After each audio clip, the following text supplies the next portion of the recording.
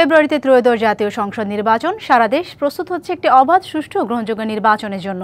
কি ভাবছেন সাধারণ মানুষ থেকে শুরু করে আগামী জনপ্রতিনিধিরা, সে কথা জানাতে ডিবিসি নিউজের ইলেকশন এক্সপ্রেস ছুটে যাচ্ছে সব সংসদীয় আসনে। এখন আছে সংসদীয় আসন 141 জামালপুর 4-এ। সিএসআরএম ডিবিসি ইলেকশন এক্সপ্রেসে আমরা আছি জামালপুরে, জামালপুর 4 আসন। এটি সরিষাবাড়ি উপজেলা নিয়ে এই আসনটি। আমার সাথে যুক্ত আছেন বিএনপির জামালপুর জেলার সভাপতি। আপনাকে স্বাগত জানাচ্ছি। আপনি ফরিদুল কবির তালুকদার শামীম, খুব সুন্দর নাম আপনাকে। আমি যতটুকু জানতে পেরেছি যে আপনি এলাকার মানুষ সহজে আপনার কাছে পৌঁছাতে পারে এবং আপনিও সহজে মানুষের কাছে যান। এই জন্য আপনি এলাকার মানুষের মাটিও মানুষের নেতা হয়ে উঠেছেন। প্রচণ্ড ভালোবাসা, ইচ্ছা শক্তি থেকে কিভাবে আপনি সেটি পৌঁছালেন সেই লক্ষ্যে? ধন্যবাদ ডিবিসিকে এবং যারা এখানে এসেছেন সকলের প্রতি আমার সালাম। আসসালামু আলাইকুম। আসলে আমি ছাত্র জীবন থেকেই ছাত্র দলের রাজনীতির সাথে সংশ্লিষ্ট। আমি সরিষাবাড়ি কলেজে লেখাপড়া করেছি। আমি 1987 সালে কলেজ ছাত্র সংসদের ছাত্রছাত্রীদের প্রত্যক্ষ ভোটে আমি নির্বাচিত ভিপি হয়েছিলাম। সেখান থেকেই আমার ছাত্র সমাজের সাথে আমার যোগাযোগ সম্পর্ক। ছাত্রদের সাথে যোগাযোগ করতে গিয়ে ছাত্রদের অভিভাবকদের সাথেও আমার একটি সুন্দর সম্পর্ক গড়ে ওঠে। সেই সম্পর্ক থেকেই আজকে আমার এই পথ চলা।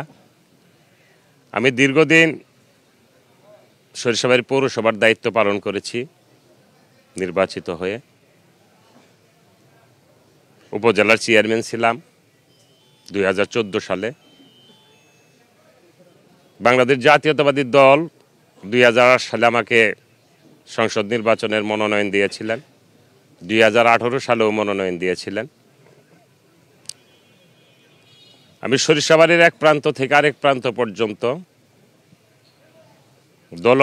দলমতের ঊর্ধ্বে উঠে আমি সকলের সঙ্গে আমি মেলামেশার চেষ্টা করেছি। আপনি একজন নিবেদিত প্রাণ নেতা বিএনপির, যতটুকু জানতে পেরেছি আপনি টানা 15টি বছর আপনি এই জেলা সভাপতি দায়িত্ব পালন করেছেন। যদি আপনার এখানে কোনো কোন্দল নেই, আপনি একক প্রার্থী আছেন, কিন্তু আপনার যে অন্য কয়েকটা আসন আছে সেখানে আমি যারা মনোনয়ন পায়নি তারা ক্ষোভের আগুনে পুড়ছেন। আপনি একজন অভিভাবক হিসেবে তাদের সাথে বসবেন কিনা যাতে সবাই মিলে আপনাদের বিএনপির পক্ষে কাজ করে এবং যে নেতা নির্বাচিত প্রার্থী হচ্ছেন তার পক্ষে কাজ করে? আপনি জানেন বাংলাদেশ জাতীয়তাবাদী দল একটি বৃহৎ সংগঠন। এই দলের একাধিক প্রার্থী, 3-4 জন প্রার্থী এবং অন্য কিছু কিছু জায়গায় 7-8 জন পর্যন্ত প্রার্থী রয়েছে। সেখানে আমাদের বাংলাদেশ জাতীয়তাবাদী দল এবং জাতীয়তাবাদী দলের ভারপ্রাপ্ত চেয়ারম্যান সাহেব সকলের সঙ্গে সমন্বয় করে মাঠ পর্যায়ে যাচাই করে উনি দল মনোনয়ন দিয়েছেন। আমরা চেষ্টা করছি যারা মনোনয়ন থেকে বঞ্চিত হয়েছেন তাদের সাথে যোগাযোগের মধ্য দিয়ে আগামী ফেব্রুয়ারি নির্বাচনে বাংলাদেশ জাতীয়তাবাদী দলের লক্ষ্যকে সামনে রেখে আমরা সবাই একযোগে আমরা কাজ করব।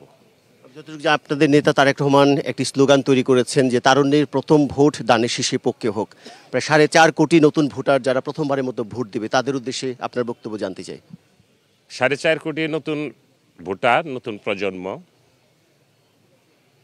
আমরা আশা করি আগামী নির্বাচনে বাংলাদেশ জাতীয়তাবাদী দল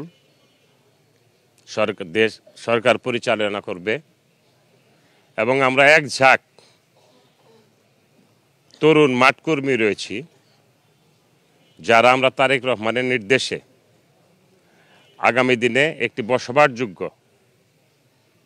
আমরা দেশ গড়ে তুলব, যেখানে নতুন প্রজন্ম স্বস্তিতে থাকবেন, লেখাপড়া করবেন, তারা স্থায়ীভাবে বিদেশে থাকার কোনো চিন্তা করবেন না। আপনার স্বপ্নের সরিষা যে উপজেলা, এই এলাকাটা উপজেলা, সেই সরিষাবাড়ি উপজেলাটাকে কিভাবে গড়ে তুলবেন যদি আপনারা নির্বাচিত হন?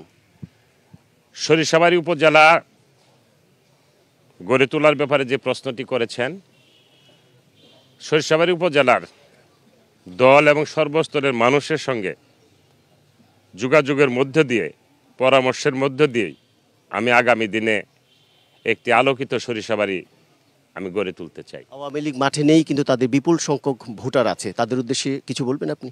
জি, আওয়ামী লীগের বিপুল সংখ্যক ভোট আছে আপনি বলেছেন। ওনারা দেখবে যে আগামী দিনে কাকে ভোট দিলে তারা নিরাপত্তায় থাকবে, কাকে নির্বাচিত করলে এলাকার উন্নয়ন হবে এবং প্রতিহিংসামূলক কোনো কর্মকাণ্ডে জড়িত হবে না, সেই ধরনের প্রার্থীকেই তারা নির্বাচিত করবে। সেই দিক থেকে আমার বিশ্বাস যে আমি দীর্ঘদিন যাবৎ সরিষাবাড়ির মানুষের সঙ্গে মেলামেশার মধ্য দিয়ে আমি যেটা অনুধাবন করতে পেরেছি যে দলমত নির্বিশেষে সরিষাবাড়ির উন্নয়নের স্বার্থে 31 দফা বাস্তবায়নের লক্ষ্যে আগামী দিনে আমাকে এবং ধানের শীষের প্রার্থীকেই ওনারা নির্বাচিত করবেন, এটা আমি মনে করি, বিশ্বাস করি। আপনাকে অনেক অনেক ধন্যবাদ আমাদের সাথে সংযুক্ত হওয়ার জন্য। শুনছিলেন যে মাটি মানুষের নেতা সরিষাবাড়ির, উনি কিভাবে কাজ করবেন এবং এখানকার যদি নির্বাচিত হন তাহলে স্বপ্নে সরিষাবাড়ি কীভাবে গড়ে তুলবেন। তো সিএসআরএম ডিবিসি ইলেকশন আপাতত এই ছিল আমার কাছে। পরবর্তীতে রাত 9টায় সাধারণ মানুষ কি বলছে তাদের কথা তুলে ধরবো, ততক্ষণ আমাদের সাথেই থাকুন।